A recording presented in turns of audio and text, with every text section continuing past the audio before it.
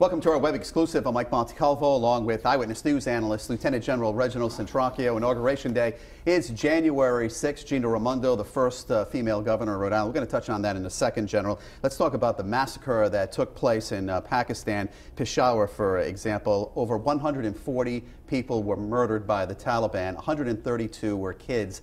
How is this possible for them to just walk right in there, 7 people, and just murder 141 people? Mike, I think it's because the Pakistani army and other armies in that region do not have the capacity to extend physical security to all these sensitive areas.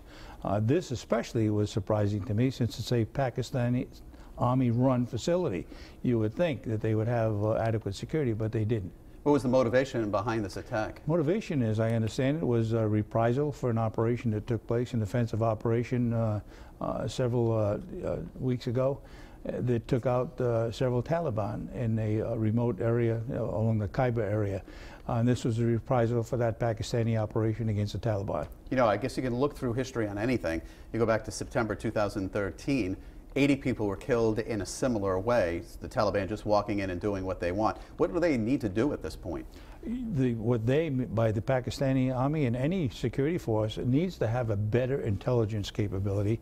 And obviously, when you have people within the Taliban and within Al-Qaeda knowing better security than the Pakistani army, Iraqi army, and certainly the Afghan army, you're in deep trouble because they know exactly where you aren't, and that's where they will be. What's the United States take on all of this? Certainly you look at it, and the president talked about it being a heinous crime, and right now there's not much it can do. As we speak, we start to draw down troops. Well, the combat operations will cease at the end of the month. I mean, we're talking 2 weeks here. How are they going to protect themselves at that point? That's a scary proposition. We're ceasing our combat operations, which means those troops will leave Afghanistan. You'll have some residual troops, as we do in Iraq, but we're depending upon not only the Iraqi security forces, but the Afghan forces and other outside countries for our own defense, and that's not a very comfortable feeling. How does their intelligence improve in all of this? Their intelligence, is, as far as Pakistan and Iraq and Afghanistan, really is once again dependent upon their source. And if their source feels threatened by the Taliban or Al-Qaeda, they're not going to release that information. And that's exactly what I think you'll see over the next several months. We're talking about combat troops coming home, but not everyone is coming home, General, at the end of the month. You're right, Mike. Some will. But I think you'll see a rotation to other parts across the world with rotation of troops.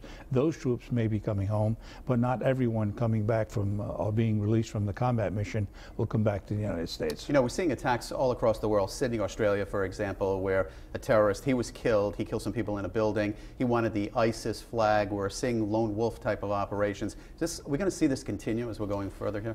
Unfortunately, I think you will. You're going to see the lone wolves who are using this particular vehicle called Islam terrorism. You'll see more of that, and they're not necessarily affiliated with any organized part of either Taliban or Al-Qaeda. They're just using it as an opportunity. Obviously, the most recent one, the guy asked for an ISIS flag, not having to do with ISIS at all, but that apparently was his drive within himself.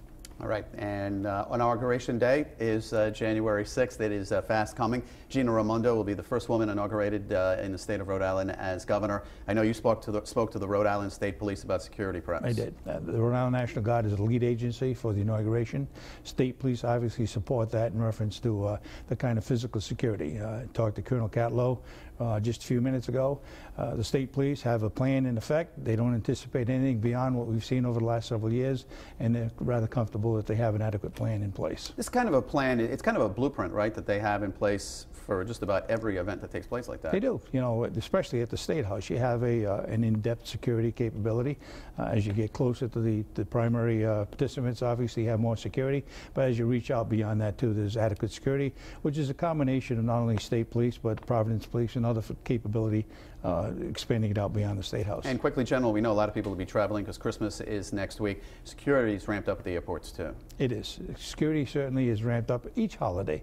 But as we see more of this kind of stuff going on across the world, obviously more consideration is given to the flights coming into the United States as well as going out. All right, General Centracchio, as always, thank you for your thoughts and thank you for watching. Thank you.